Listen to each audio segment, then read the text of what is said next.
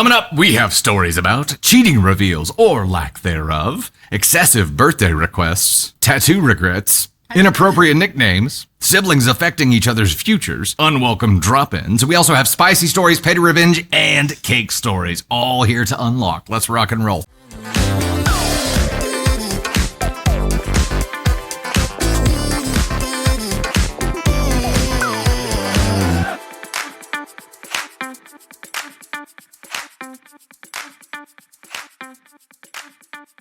Am I the astronaut for not telling my daughter that her boyfriend is cheating because we are close friends? My daughter, 19 female, has been dating Jeremy, 22 male, for around 3 years. I have always been tolerant and chill about my daughter's romantic life, and she's always been comfortable to update me. Me and Jeremy have been on good terms ever since she took him home for the first time, and developing ever since. We both love football and support the same team, and we frequently have conversations about life, sports, and my daughter. I consider him a close friend of mine. I don't have too many, and it's refreshing to have a connection with a young man at my age. He reminds me of me when I was younger. Okay. I'm going to go ahead and red flag right here. Cause yeah, I think it's perfectly fine to be like cordial and friendly and a friend with whoever your child is dating. Being besties feels weird, doesn't it? It feels weird, especially because it's like a living vicariously through kind of vibe. My daughter and Jeremy have had some previous hiccups in their relationship related to loyalty. My daughter tends to overthink and worry about his loyalty ever since he kissed another girl at a party early on in their relationship. They've moved on past this, and it did upset me because I wasn't too close with him at the time, at least not like how we are now. That's why it upset you? Okay.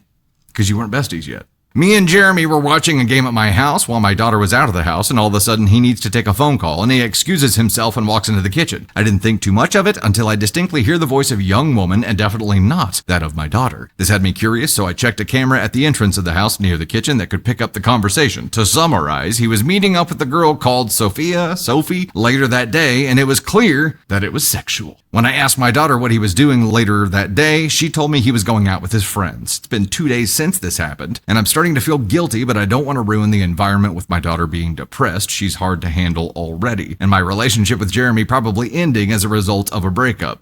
Okay, so what the f***? It's 100% selfish. You don't want to deal with her, and you don't want to lose him. That's the only reason you're not speaking up. Yeah, confirmed. Gross. Having Jeremy around the house has really helped me ever since my wife passed, as my relationship with my daughter isn't the greatest, and there's nobody else really coming by. I know what he did is wrong, and I'm thinking to confront him first to tell her the truth himself, or at a minimum, to break up with her. I understand why I could seem selfish here, but I want to get opinions. Am I the astronaut? Yes, you are selfish. Yes, this is gross.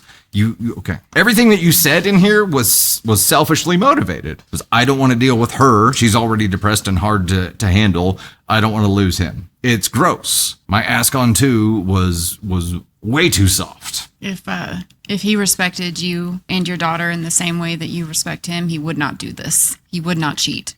He would not give up the opportunity to have this relationship with the both of you. But he doesn't value it. It's just there. So you're prioritizing someone who is not prioritizing your daughter, who is not prioritizing your family. What the fuck are you doing, dude? Yeah. Like, tell your daughter. She is your child. That's where your loyalty should lie, is to her. No matter what the consequences are, she deserves to know. Especially knowing that your dad knew for days and didn't tell you. That dings her trust in you and then also in him. So yeah. And let's get to the brass tacks of all this. It's not about the boyfriend being a stand-up dude. It's not about him being your bestie. You're f***ing lonely. Yeah, 100%. Your wife passed. You're lonely. Like you're struggle busing, and that's understandable. But you've adopted your daughter's boyfriend as your therapy doll, and that is not okay.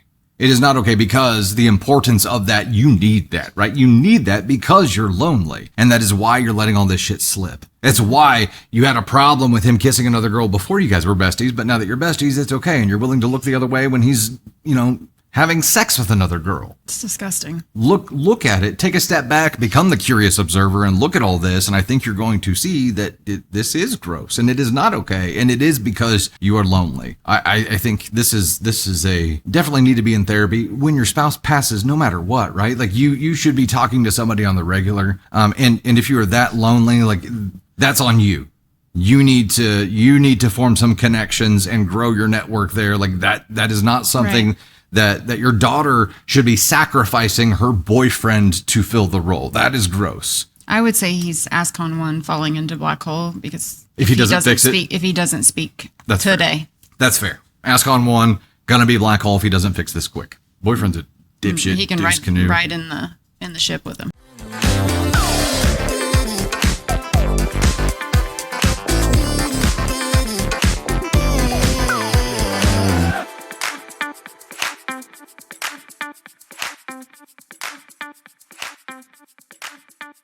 Am I the astronaut for telling my dad he's not my dad at my mom's retirement party, and then finding out half my family paid to keep it quiet? I, 28 female, bought an Ancestry DNA kit last year for fun. My parents, Linda, 62 female, and Dan, 64 male, are the picture of a 40-year-old church picnic marriage. I expected you're 98% whatever your family says you are, and maybe a surprise fourth cousin. Results come in. 0 paternal matches from Dan's side. Instead, I get a 50% match with Emily, 32 female, labeled half-sibling. Emily messages me, I think we need to talk. Her mom had a fling in the early 90s with a married guy named Tom who vanished when she got pregnant. I do some sleuthing. Tom lives 2 downs over, runs a landscaping company, and has my face. How dare he? Same chin, same eyes, same weird little dimple that looks like a typo. I confront my mom privately. She denies, then says it was before marriage. Math, I'm 28, they've been married 40 years. I call that out. She edits the story. It was a short separation. Dan knew he chose love. I leave, shaking. Fast forward to last weekend, mom's retirement party. Big hall, slideshow, speeches, the whole "we'll miss you, Mrs. L" thing. My grandma, Dan's mom, 86 female, is front row with pearls and a smile that says she's in charge of gravity. During Share a Memory, my cousin jokes, tell us something we don't know. I had 2 glasses of Pinot and a lifetime of gaslighting. I take the mic and say, fun fact, apparently my dad isn't my dad. Silence. You could hear the potato salad give up. What does potato salad giving up sound like? Dan looks confused. Like first time hearing this confused. Mom freezes. Grandma stands up fast and says, that's enough. Like she's calling a dog off a roast. I open the app and show the half-sibling match, and then I say, also, this is Emily, and wave her up because my grandmother invited Emily, thinking she was just my new friend. We live in the same town. And then dominoes start falling. Dan whispers to my mom, what is she talking about? Mom whispers back, we talked about this years ago. And Dan says out loud, no, we didn't. Grandma says, kitchen, now, like she's the CEO of Secrets, Inc. In the kitchen, Grandma tells me to apologize to Dan for being cruel. I ask, did he know? Grandma says he didn't need to. Dan says, so I didn't. Mom starts crying. Guests are pretending not to hover. My aunt is trying to literally pull the door shut on a room full of adults. I leave. The party implodes. Dan takes an Uber home. Grandma glares daggers at me like I spilled state secrets. The next morning, Dan shows up at my apartment with a CVS paternity test and his hands shaking. We do the swabs right there. He never looked so small. 2 days later, 0%. Dan breaks down and says, I would have raised you either way. I just wish I wasn't the last to know. Damn.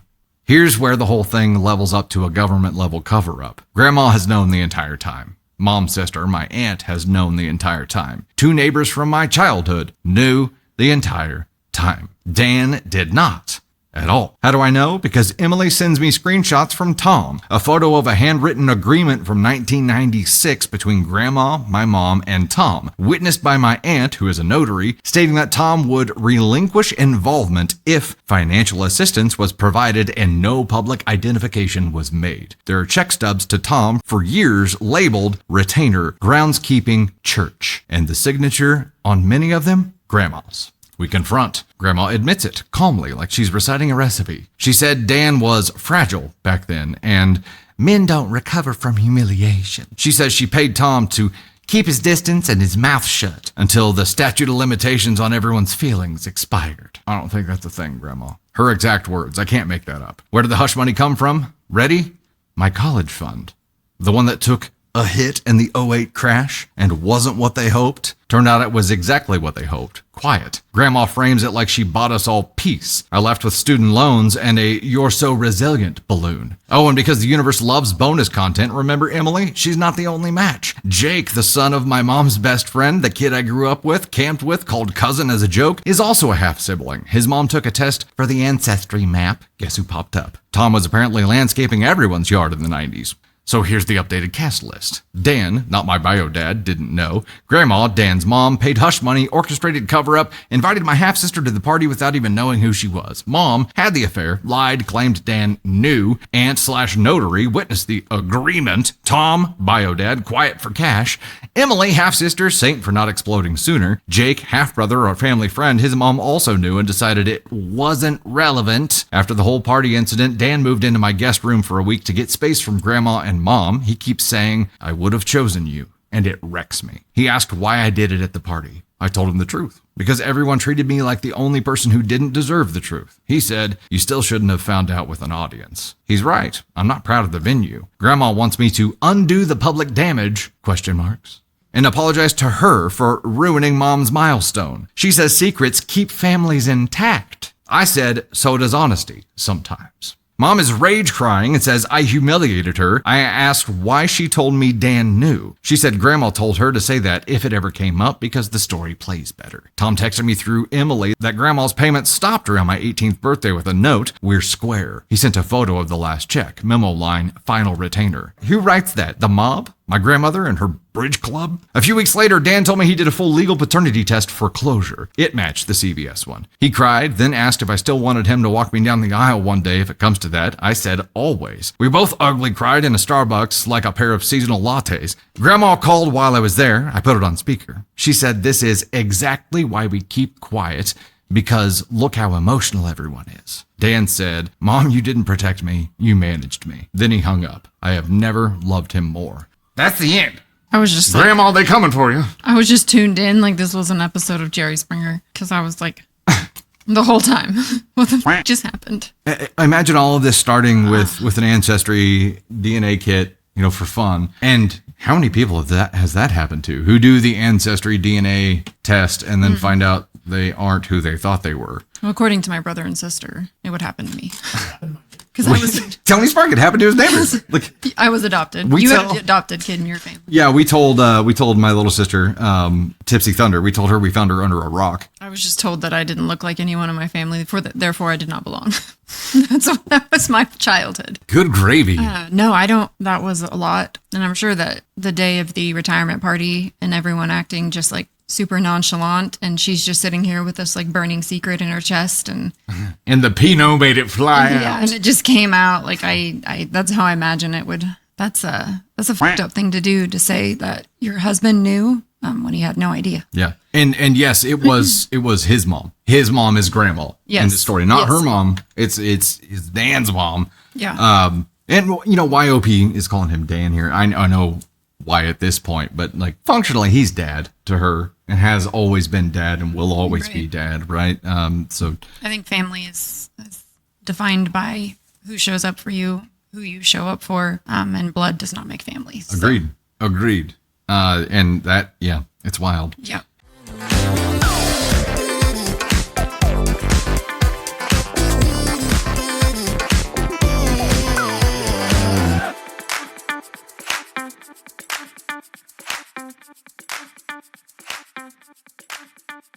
Will I be the astronaut if I ended a relationship before her dirty 30? I didn't know it was called dirty 30. I, 25 male, have been dating this woman for 3 years now. In a few weeks, she's going to celebrate her dirty 30 and has been giving me lists of things she wants. Apparently, I'm supposed to get 30 different gifts. What? Her surprise party is already being planned from the very little information I received. The party was her idea from the beginning. I also basically passed down the responsibility to her best friend. A portion of her expectations for her dirty 30 is why I want to end things. I can't explain why it frustrates me. I just feel tired. It's all she talks about since this month started. I talked to my dad about the situation and his advice was, keep her happy, it'll be easier in the long run. Happy wife, happy life. I mean, the mentality does have some credibility behind it. What? My mom also said it would be awful if I ended the relationship before her celebration. She said turning 30 is hard on women. I don't think 3 years together is long enough for me to feel like I am losing anything on this relationship. 3 years is a decent amount of time. Will I be the astronaut if I ended our relationship tomorrow or something? There is an edit. Let's dive into that. Thinking about why I have been feeling frustrated after reading some comments. It's not over the gifts or the party. I don't mind spoiling her. We both for 3 years have spoiled one another. I knew from the beginning she was materialistic and that never bothered me. I'm bothered by her handing me a list.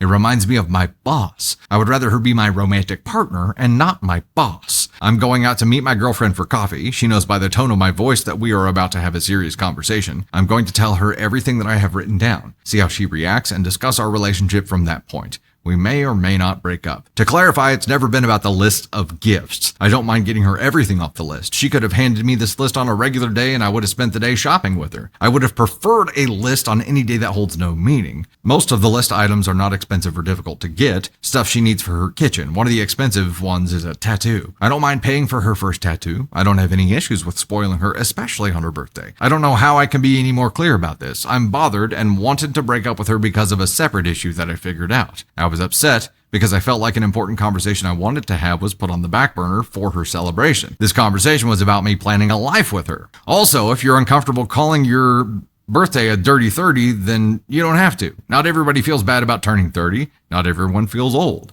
I also met with my girlfriend and had a conversation with her. We worked things out.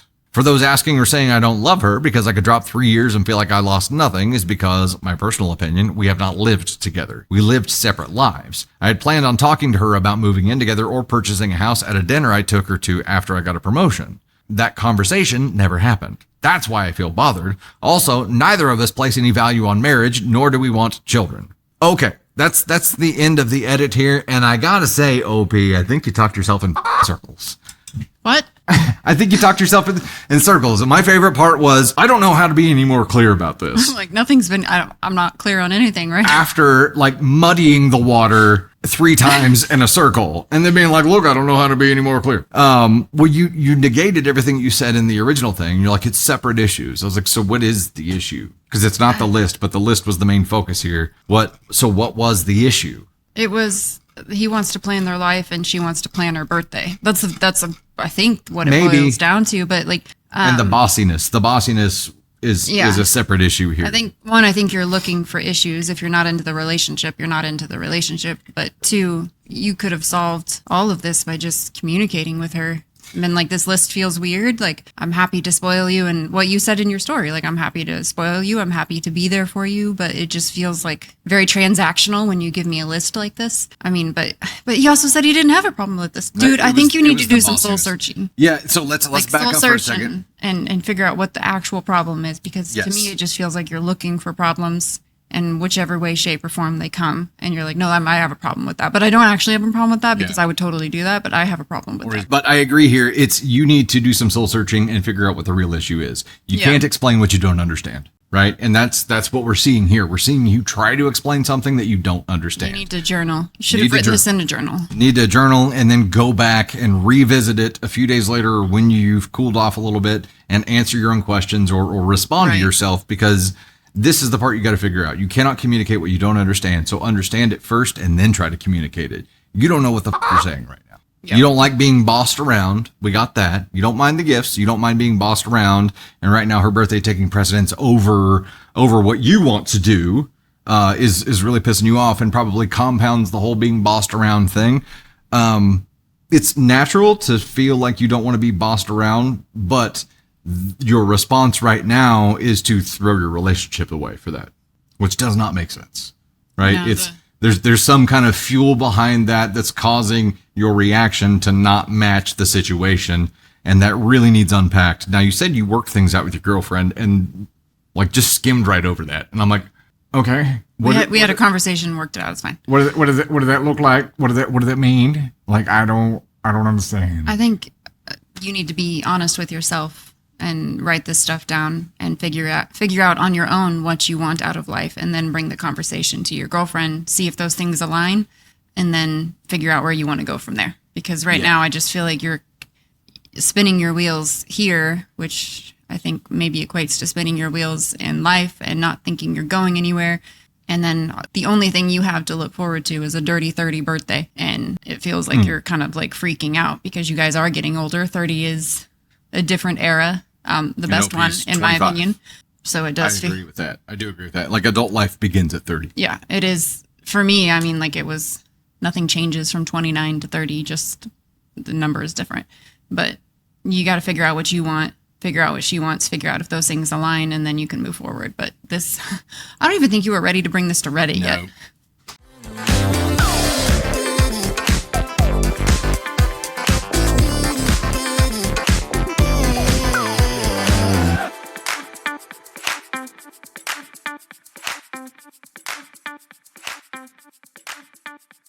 Am I the astronaut for not having cake for her birthday? This feels, yeah. Throwaway, as I have friends on Reddit. I, 34 female, have 2 boys, 10 male and 8 male, and my husband, Dirk, 40 male, has a daughter from another relationship, Gwen, just turned 6 female. We are a healthful household, and we teach moderation and controlling how much we take when we have treats. We are also very active and every day strive to get the boys moving. However, Gwen is only here 2 weekends a month, and her mother has the exact opposite attitude. In all honesty, that woman's blood type is probably ketchup. Similarly, Gwen is about 20 pounds heavier than a 5-year-old girl is supposed to be. Okay, we can see where this is going. And are we really body shaming a 5-year-old girl? Is that what's happening here? Cool. It makes me sad for this child and for her health. So when we get her, I try to teach Gwen about healthy eating and moving around. We have the boys play with her so she's getting active, and we make a distinction between foods that are healthy and ones that aren't. When I see one of the kids reaching for a treat food in the pantry, I'll ask, would you like to make a healthier choice? And Gwen is really getting it.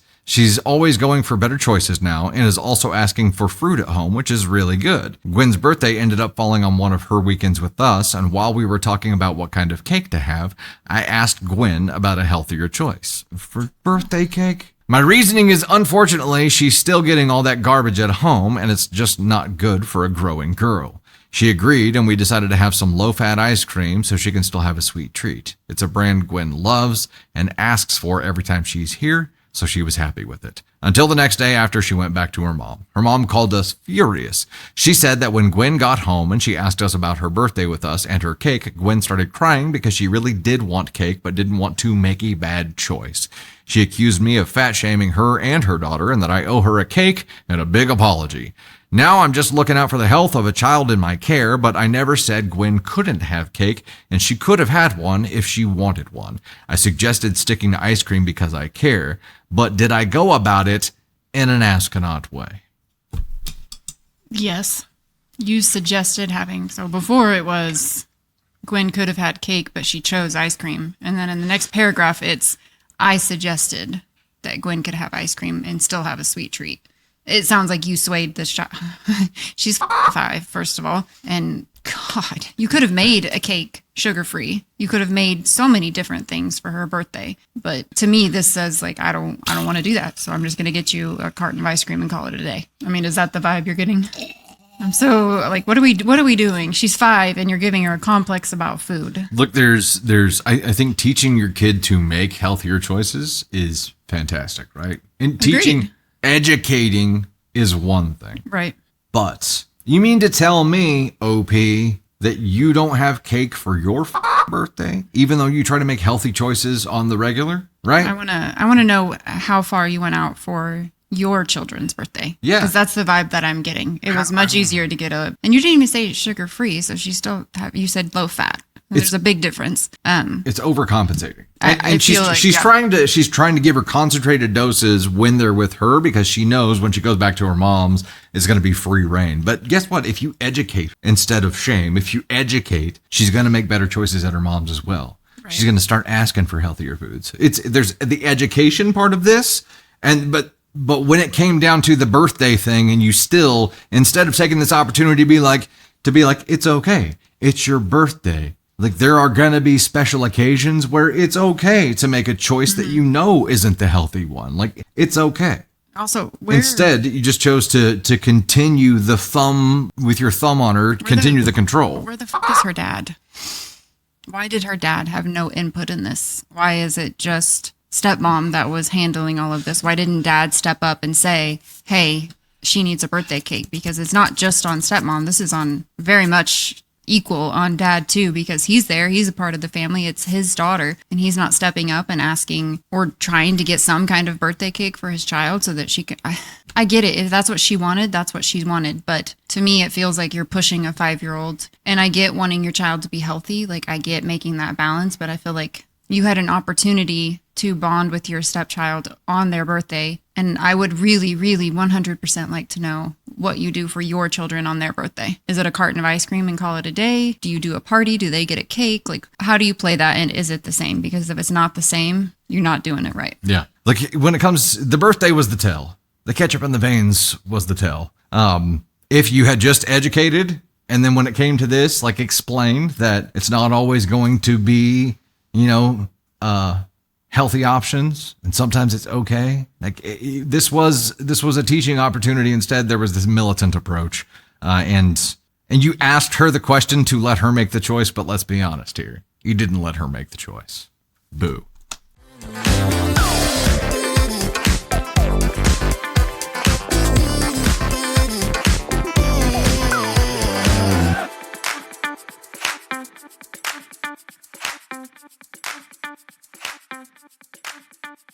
This one is titled, Am I the Astronaut? I Can't Forgive My Husband for My Labor Experience.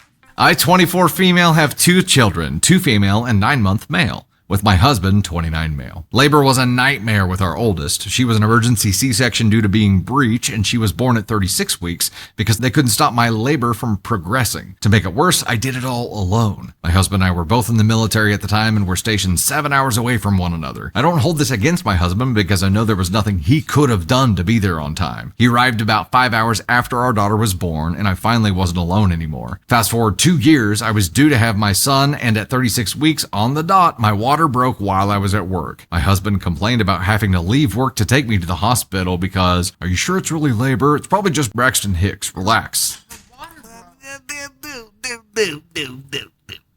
I told him, if you don't want to leave work, that's fine. I'll drive myself to the hospital. But I'll make sure to let them know you aren't welcome in the room until after the baby is here. Dang. There you go, girly. He ended up leaving work and driving me to the hospital, but once we got there, labor was not progressing. I was stuck at 3 centimeters and my contractions were steadily 10 minutes apart. They sent me home and told me to return once they were 5 minutes or less apart. On the way home, my husband again said, are you sure they aren't just Braxton Hicks? Mind you, this was after the nurses confirmed I was in labor. When we got home, my husband decided he was going to go hunting and to let him know if labor gets worse. He left me alone willingly to care for our 2-year-old while I was laboring. My contractions got down to 5 minutes apart. I texted to let him know, and all he said was, what do you want me to do about it? Fuck this guy. He ended up shooting a deer and had me outside in the cold taking pictures of him with the deer while contracting every 5 minutes. I didn't feel ready to go back to the hospital yet, so I put the 2-year-old to bed and we went to sleep. In the morning, my contractions were still at 5 minutes. You were able to sleep through that? Damn. I took a bath, took a walk, tried eating, and nothing was happening, so I told him we needed to go back to the hospital. By the time we got there, they were before 3 and 4 minutes apart, but all my husband could talk about was the stupid deer and how he was going to get it to the butcher and taxidermist.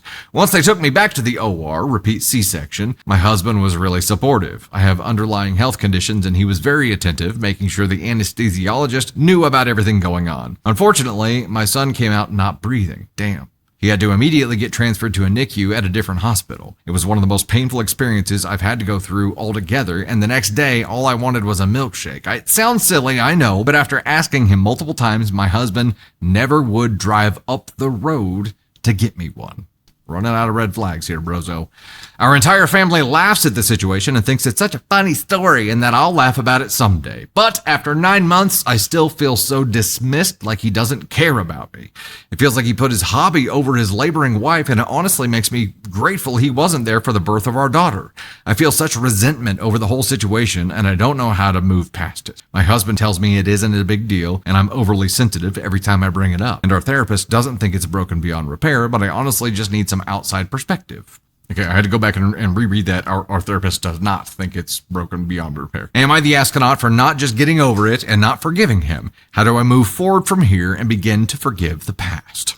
Edit, just want to add for clarification, I shouldn't say my water broke, I should say it was leaking. I was shocked at how many people called me out for this, lol. I'm not a doctor or a nurse, and I was a little preoccupied when my OB was explaining it to me. Also, a bunch of you called me out for defending my husband's character, and you're right. I've always tried to see the best in people, and that is what I base my opinion off of. What y'all helped me realize is a man with good character would have already been forgiven. The fact that I'm still hung up on this and he hasn't done enough to make up for it makes me realize he might not be as good of a man as I thought. I'm still trying to reply to all of you, but it's a lot. I never expected this to blow up the way that it has so quickly, and I definitely didn't expect to learn I was underreacting. I genuinely thought y'all would tell me I was being dramatic. Well, that's sad. And for the family finding humor in this situation, I'm not too sure if it's because they find it out of character or maybe because it's a delivery story that we'll never forget. It's also possible they just feel awkward being told the story and laugh it off. We didn't tell most people about this until after the fact, so maybe they're just thinking, at least it's over now. As for my friends, most of them understand where I'm coming from but don't have children of their own to relate the situation to. I plan to bring this up in our couples therapy appointment tomorrow, so I'll try to come back and update with his and the therapist's reaction. Thank you all for the support. It warms my heart hearing from so many caring people, and also it stings knowing people went through similar and worse during labor. But damn. What do you think, Candy Thunder? I think after 2 days in labor and the fact that he couldn't drive his ass up the road to get her a milkshake after she just had the C-section is the part that just like put me over the point where I was like, that was what did it? All that was of it. That was all of it. But that was just like the nail. That was it. That was done. Like I'm like, he doesn't care. It doesn't affect him. His body's not in pain. He's not having his uterus contracting every 5 minutes. No, he's inconvenienced at max. 100% inconvenienced, and he doesn't care. He doesn't think anything of it. He's not trying to put himself in his wife's shoes. He's not trying to do anything other than I'm inconvenienced because I was supposed to go hunting, and then we're sent home now. I can go hunting, and like having your the whole thing, and just the whole guy. I don't even know what I would say to him because I don't know that I would have even stayed. That this is 9 months after birth. Like I would tell him I'm so pissed off. I am so hurt that in this moment when I needed you, when you weren't there for round 1, you couldn't be bothered to show up for round 2 in any way that inconvenienced you. Like you weren't there. You didn't show up. And that is what I'm struggling with. It's not the fact that you didn't buy me a milkshake. It's not the fact that you went. It's just the fact that you weren't there. Like in spirit, in supportiveness, like you just couldn't be bothered. And I think that's the part that I would struggle with getting over the most, because you want somebody in that moment who's in your corner, who's there for you specifically, and he didn't do it. Yeah. Well, and look at it this way.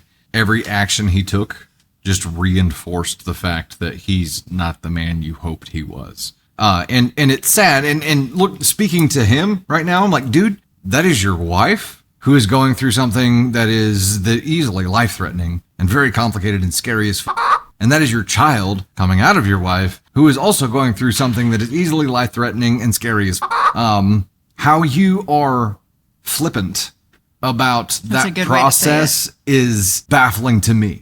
He should have been the right man all along. He should have behaved like somebody who gives a shit as a husband, as a father all along, but hasn't. So is now the time to start communicating boundaries and trying to fix this to help him become the man he should be? Or are you done? And should you believe him when he's shown you who he is time and time again?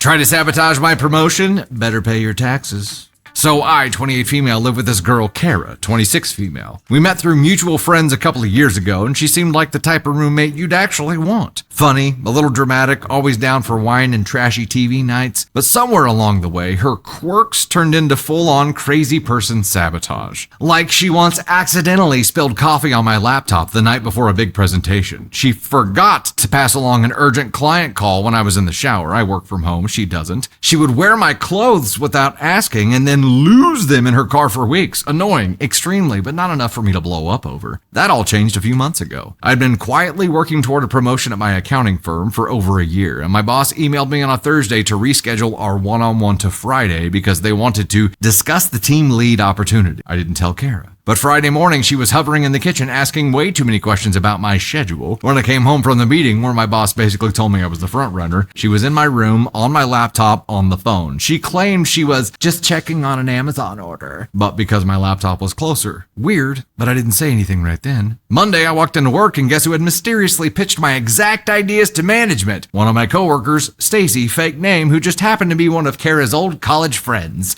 That's when it clicked. She had snooped through my emails and handed over my work. Damn, boop. Yeah, Kara is a dirty bitch. Now, I'm not a blow up and fight type. I'm a wait quietly and ruin your life type. And lucky for me, Kara had a little secret she'd drunkenly joke about on several occasions. She hadn't filed taxes in over 2 years because she works mostly cash jobs and thought she could fly under the radar. So I started printing out very official-looking notices of outstanding tax liability using a template I found online. Totally fake, but realistic enough that you'd do a double take. I included fake case numbers, fake amounts owed, and very urgent language about pending wage garnishment and possible lien against personal property. I made a few of them look like they came from different departments just for extra chaos. I'm sure this is not legal, but funny. Over the next couple of weeks, I'd slip into our stack of mail every few days, mixed in with the pizza coupons and credit card offers. I'd leave them half sticking out of the pile so she'd find them first. By the end of the week, too, she was unraveling. She started hiding her tip money in random places around the apartment so they can't freeze my account. She called her mom in tears about maybe going to jail. She even canceled a weekend trip because she didn't want to be out of state if something happened.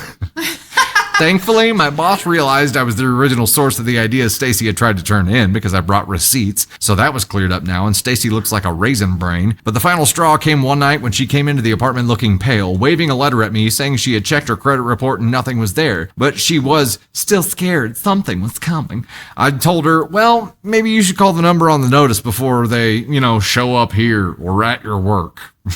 I guess she finally called because 2 days later she packed up and moved in with her cousin. No goodbye, no explanation, just gone when I got home from work. What was the phone number on there? About a month later, she texted me saying she was still getting weird mail and random calls. I told her maybe she should, file her taxes. Crazy idea, right, Kara? And as for that promotion, I got it. Petty? Absolutely. Worth it? Every second. Love you, Dusty and crew. Fantastic, OP. OP, are you here? Are you here, OP? Was this the plot of Working Girl? I don't know. I've never seen it, but This was great. This was good, and maybe not 100% legal, But worth it. but worth it. Yeah, absolutely. 100%.